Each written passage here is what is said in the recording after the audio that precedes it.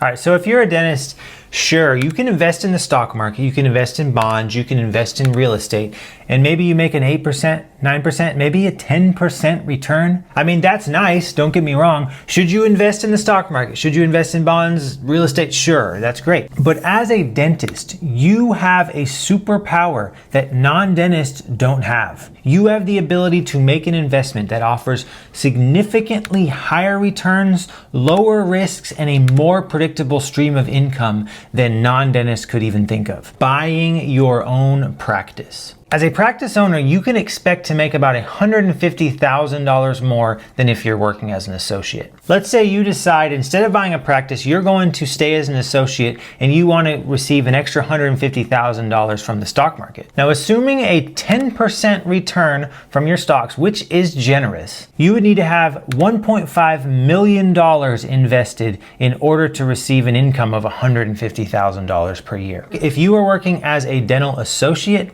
it is going to take you a long time to save up $1.5 million.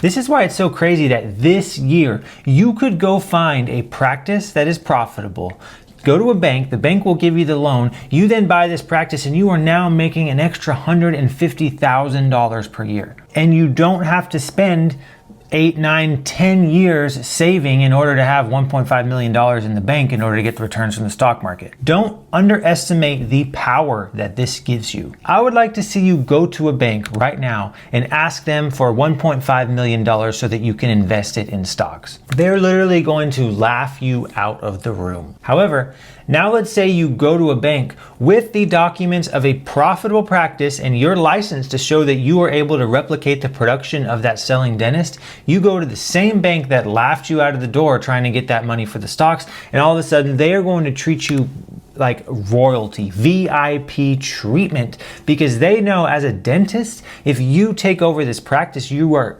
basically guaranteed to be profitable. Banks know that dental practice loans are one of the lowest risk investments that you can make. And so they will be more than happy to give you the money to buy that practice. One of the big advantages of being a dentist, and especially being the owner of a business as a dentist, is that the dental industry is somewhat immune to a lot of the volatility that you find in other markets like stock markets and bond markets. If someone breaks a tooth, or if someone is in pain, it doesn't matter what's happening in the stock market or what's happening at the White House that day.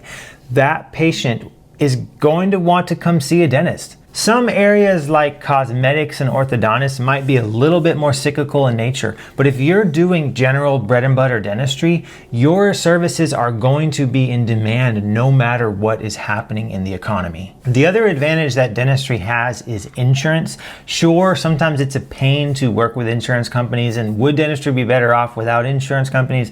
Probably, but this is the world we live in. Insurance exists, and one of the advantages of insurance is that it provides a little bit of security for both the patients and the dentist, because the patient doesn't have to have the entire cost for treatment in order to do that treatment. So there might be a downturn in the economy, and yeah, some of your patients might not have as much money as they did before, but if they have dental insurance, they're still going to be able to do a lot of those same procedures. And if those two reasons weren't enough, when you are the owner of a business, you have some flexibility in the expenses that you have. If you have fewer patients, you're going to be buying fewer supplies. Maybe you decide you don't need to spend as much money on marketing right now. And worst case scenario, absolute worst case scenario, if you have to, you can lay off some of your staff, but you still keep your job. If on the other hand, you're working as an associate during one of these times, guess what? Instead of laying people off, you are the one who's going to be getting laid off. Being the owner of a dental practice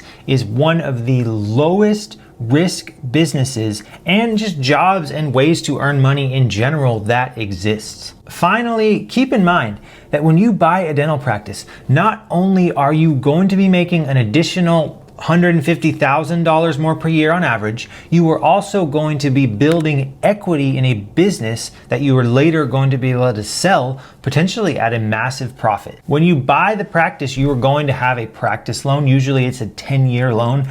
Once you get that practice loan paid off, you are then going to be able to sell that business when you either retire or decide to move or decide to change your life situation, whatever you want to do, but you can sell that business and you are going to likely not only get the money back that you invested, but potentially more. If for those 10 years you were working as a dental associate rather than being the owner of a business, you are not going to have anything to sell. You're just going to leave your job and that's going to be it. Nothing. But when you leave your job as an owner, you have a business that you can sell. Not only that, but if you own the real estate for the building in which you're working, rather than paying money to a landlord every month, you're paying off a mortgage, then guess what? Once that mortgage is paid off, you're going to have a building that you can sell in addition to a practice. All right, so should you be investing your money in the stock market? Should you be investing into a 401k, a Roth IRA? 100% you should. You want to diversify your asset classes. You also don't want to have all of your equity locked away in a single market like the stock market or an index fund. Ideally, especially as you get closer and closer to retirement, you want to have multiple different asset types so that if one of the markets is down, you don't have to sell out of that market. You can sell from something that's up. It's a very real possibility that when you get to where you want to retire, maybe the stock market is down and it's not a good time to sell stocks, but the dental practice is still extremely valuable. You sell that dental practice for $1.5 million. You sell the building that you're working in for an additional $1 million. You now have $2.5 million that you can live off of until the stock market goes back up, and then you can start selling those stocks. This type of diversification gives you a level of financial freedom and choice that having money in just one single asset class would not give you. Just keep in mind that when you invest in the stock market, you might be getting 8, 9, 10% returns. But when you invest into a dental practice, you are likely going to get double or triple that. And if you buy a dental practice as a dentist, you are buying an asset class that other people who are not dentists have a much more difficult time, if not impossible, for them to buy. This has created an asset class that is only available to dentists and has the potential to be significantly more profitable than any other type of investment that you're going to be making. Also keeping in mind that banks are willing to finance this purchase, leaving very little risk for you. Generally, when you buy a practice, you're not even going to have to put any money down,